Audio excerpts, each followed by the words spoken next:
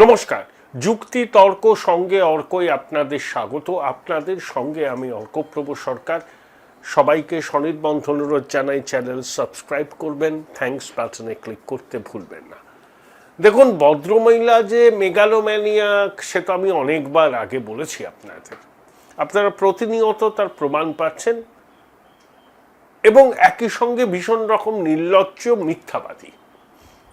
Megalomaniac কেন জানেন? ওই ভদ্রমহিলা মনে করেন তিনি গান, কবিতা, শিল্প, সংস্কৃতি, ডাক্তারি, আইন সব বোঝেন, সবার থেকে ভালো বোঝেন, এমনকি মহাকাশ বিজ্ঞানও বোঝেন। উকিলের পোশাক পরে ভদ্রমহিলা 14ই এপ্রিল নাটক করতে গিয়েছিলেন কলকাতা হাইকোর্টে। ওনার অবচেতন একটা জিনিস কাজ করে। আমি বিরাট বড় আইনজীবী, সিদ্ধার্থ শঙ্কর রায়ও আমাকে দেখে সমীহ করতেন যদি মানুদা বেঁচে থাকতেন। এটা ভাবেন ভদ্রমহিলা। মেগালোম্যানিয়ায় যারা আক্রান্ত হন না, তাদের এই ধরনের ভাবনা চিন্তা থাকে। তো ওই ভদ্রমহিলাও তো মেগালোম্যানিয়ায় আক্রান্ত এবং একই সঙ্গে ভীষণ রকম নির্লজ্জ। দেখুন, স্টালিনগ্রাডের যুদ্ধে নাজি বাহিনী পরাজিত হয়েছিল, মিত্র শক্তির জয় হয়েছিল। ঐতিহাসিক ঘটনা স্টালিনগ্রাডের যুদ্ধ। অশুভ শক্তির পরাজয়, শুভ শক্তির জয়। পশ্চিমবঙ্গেও কিন্তু একটা ব্যাটেল অফ স্টালিনগ্রাড হলো। এই অশুভ শক্তি তৃণমূল কংগ্রেসকে মানুষ গণতান্ত্রিক উপায়ে ডাস্টবিনে নিক্ষেপ করেছে। শুভ শক্তির জয় হয়েছে। সনাতনী শুভবুদ্ধি সম্পন্ন মানুষ দুহাত উজাড় করে ভারতীয় জনতা পার্টিকে আশীর্বাদ করেছেন এই স্বৈরাচারী হীরক রানীর দুর্বৃত্ত সরকারের পতন সুনিশ্চিত করতে। ভদ্রমহিলা এতটা নির্লজ্জ, বলেন না আমি 7 বারের সাংসদ, কেন্দ্রীয় মন্ত্রী ছিলাম, 3বার মুখ্যমন্ত্রী হয়েছিলাম। সংসদীয় গণতন্ত্রের প্রতি ভদ্রমহিলার বিন্দুমাত্র আস্থা নেই। উনি ইলেক্টেড অটোক্রেসিতে বিশ্বাস করেন। সংসদীয় গণতন্ত্রের প্রতি আস্থা থাকলে পরাজয় হয়ে যাওয়ার পরও সেই পরাজয়টা স্বীকার করবেন না, বলবেন আমি হারিনি, আমায় হারিয়ে দেওয়া হয়েছে। আর এবারের ভোট কিরকম হয়েছে পশ্চিমবঙ্গের মানুষ দেখেছেন, তাদের অভিজ্ঞতা দেখেছেন। আমি বলছি বলে তো নয়, সবার অভিজ্ঞতা আছে যারা এবার ভোট দিয়েছেন। এরকমের ভোট পশ্চিমবঙ্গে অতীতে হয়নি। কিন্তু ওই নির্লজ্জ মিথ্যাবাদী ভদ্রমহিলা এই সহজ সত্যিটা স্বীকার করতেই চাইছেন না। মেগালোম্যানিয়ায় আক্রান্ত না। উনি সবসময় মিথ্যা কথা বলেন। 100টা কথা বললে 99% মিথ্যে কথা বলেন। আমাদের শিক্ষা, সংস্কৃতি, শিল্প সব দফারফা করে দিয়েছেন। একটা ভাতার সাম্রাজ্য তৈরি করেছিলেন আর খুললাম কুল্লা তোষণ। ভদ্রমহিলার একটা উক্তি বুমেরাং হয়ে গিয়েছে। ওই ধর্মতলার সভামঞ্চে দাঁড়িয়ে বলেছিলেন না, একটা সম্প্রদায় যদি এক হয় সামলাতে পারবেন তো। তো সনাতনীরা বুঝতে পেরেছিলেন যে প্রশাসনিক শীর্ষ পদে থেকে এই ভদ্রমহিলা এই কথাটা বলছেন, এর ইঙ্গিত সুদূর প্রসারী। অতীতে সনাতনীরা এইভাবে জোট বাঁধত না। এবার নিজেদের অস্তিত্ব রক্ষার তাগিদে, পশ্চিমবঙ্গকে টিকিয়ে রাখার তাগিদে, সনাতনী হিন্দুর হোমল্যান্ড পশ্চিমবঙ্গের অস্তিত্বকে বাঁচাতে সনাতনীদের অভূতপূর্ব ইউনিটি হয়েছে। 100টা হিন্দু ভোটের মধ্যে 80টা হিন্দু ভোট বিজেপির পক্ষে পড়েছে। দিদিমণির দুধেল গাইরা যদি একজোট হতে পারে, আমরা সনাতনীরাও একজোট হতে পারি। এই বার্তাটা দিয়ে দেওয়া হয়েছে। এবং সনাতনীটা একজোট হলে ফলাফল কি হতে পারে পশ্চিমবঙ্গ তার সব থেকে বড় প্রমাণ। বিধানসভার অধিবেশন শুরু হয়েছে। রথীন্দ্র বসু অধ্যক্ষ নির্বাচিত হয়েছেন। উত্তরবঙ্গের বিজেপির নেতা, সাংগঠনিক নেতা, একদম মাটির কাছাকাছি থাকা মানুষ। পেশায় চার্টার্ড অ্যাকাউন্টেন্ট, আমার সঙ্গে তার পরিচয় আছে, সজ্জন ভদ্রলোক, মিতভাষী, আদি নেতা বিজেপি। তো বিধানসভার প্রথম দিনে তোলামূল স্লোগান দিচ্ছে জয় বাংলা। আরে বল জয় পশ্চিমবঙ্গ, জয় বাংলাটা আওয়ামী লীগের স্লোগান, বাংলাদেশে হয় ওটা।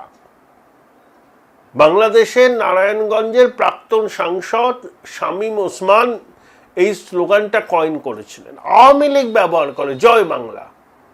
আপনি জয় বাংলা বলছেন মানে আমাদের পশ্চিমবঙ্গকে বাংলাদেশে পরিণত করার এদের যে ইচ্ছা ছিল, এদের স্লোগান ব্যবহারের মধ্যে দিয়ে এটা স্পষ্ট।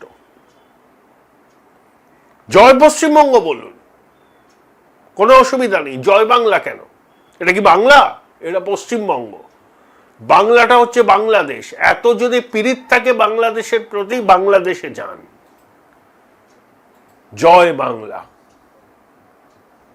আসলে ওই যখন দেখছিলেন না 24 অগাস্টে বাংলাদেশে পালা বদলের পর অনেক নেতা এই ভদ্রমহিলাকে কিভাবে উস্কেছিলেন, ভদ্রমহিলা নেতৃত্ব দিলে কি সব হবে টবে না বলেছিলেন তারা। সেই থেকেই ভদ্রমহিলার মনে বদ্ধমূল ধারণা হয়েছে যে তিনি প্রধানমন্ত্রী, তো সংবিধান মানব না, আইন মানব না, কেন্দ্রীয় সরকারের নির্দেশ মানব না, আমি হীরক রানীর মতো আমি চালাবো। কিন্তু নির্বাচনে থোতা মুখটা ভোতা হয়ে গেছে এখনো। এই জন্যই বললাম না, এতটা দাম্ভিক, এতটা অহংকারী এবং মেগালোম্যানিয়াক, সেই জন্য জনগণের রায় মানতে পারছেন না, বলছে আমাকে হারিয়ে দেওয়া হয়েছে। খুব নির্লজ্জ। অপটিক্স তৈরি করার জন্য হাইকোর্টে গিয়েছিলেন, তো কি হলো? স্ক্রিন শেয়ার করবেন। শুভেন্দু অধিকারী এত হাইলাইটেড হচ্ছেন, হবেননি তো, মুখ্যমন্ত্রী ভালো কাজ করছেন, শুরু করেছেন, মর্নিং শোজ দ্য ডে, তাকে নিয়ে তো অসীম আগ্রহ আছে মানুষের। এবং শুভেন্দু খুব ভালো ছেলে, আমি স্পষ্ট করে বলে দিলাম, শুভেন্দু খুব ভালো ছেলে, ওর হাতে বাংলা সুরক্ষিত থাকবে। তার দিদিমণিরা সহ্য করছেন না, হিংসুটে তো, শুভেন্দুকে নিয়ে এত মাতামাতি করছে, আমিও একটু ঢুকে পড়ি টেলিভিশনের স্ক্রিনে।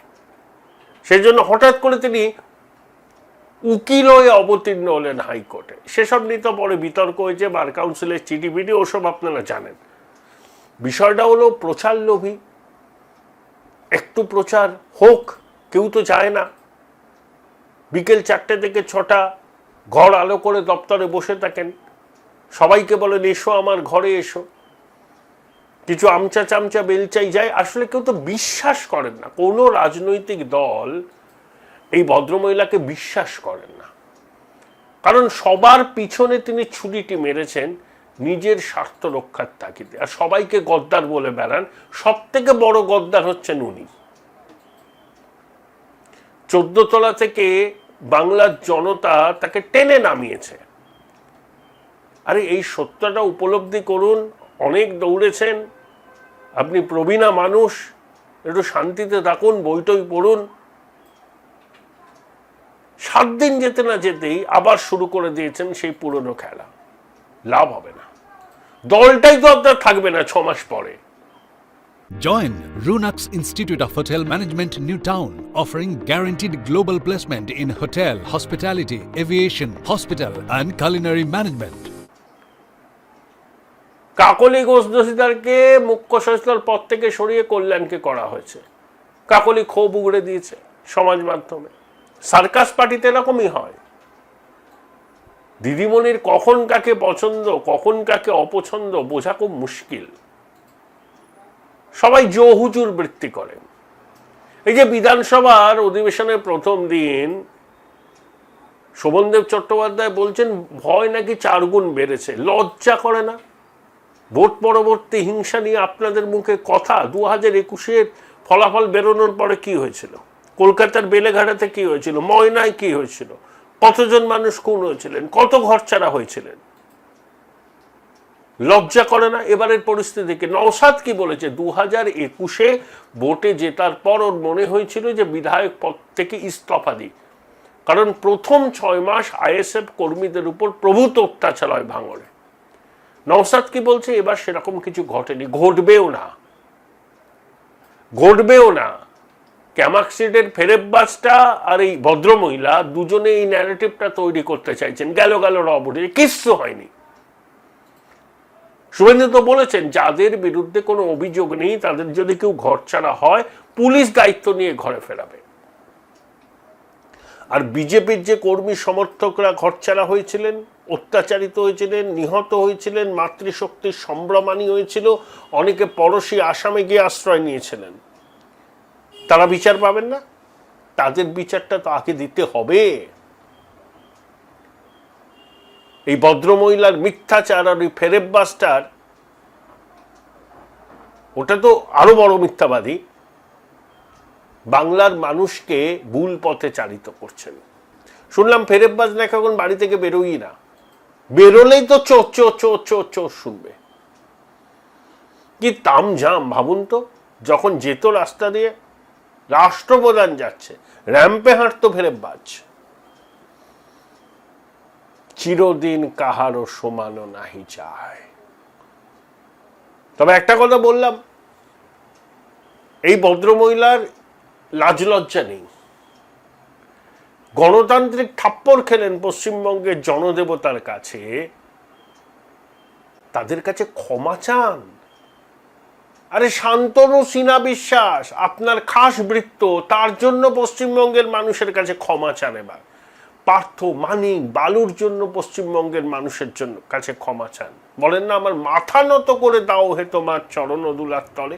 পশ্চিমবঙ্গের জনতার কাছে মাথা নত করে ক্ষমা চান যে 15 বছর যে ডাকাতির সাম্রাজ্য আমি প্রতিষ্ঠা করেছিলাম, আমার ভুল হয়ে গেছে, আমি নাক্ষত দিচ্ছি, পশ্চিমবঙ্গের মানুষ আমাকে ক্ষমা করুন।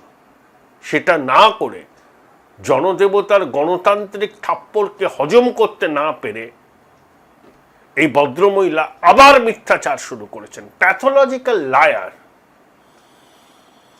লাজ লজ্জা বলে কিছু নেই। এত বড় গণতান্ত্রিক থাপ্পড় খাওয়ার পরেও মানুষের কিছুটা বিবেক দংশন হয়, মানুষের অনুশোচনা হয়, মানুষ মনে করে ভুল করেছিলাম, ক্ষমা চাওয়া উচিত। দেখুন এনাকে, গণতান্ত্রিক থাপ্পড় তিনি হজমই করতে পারলেন না, মানতেই চাইছেন না জনদেবতার রায়।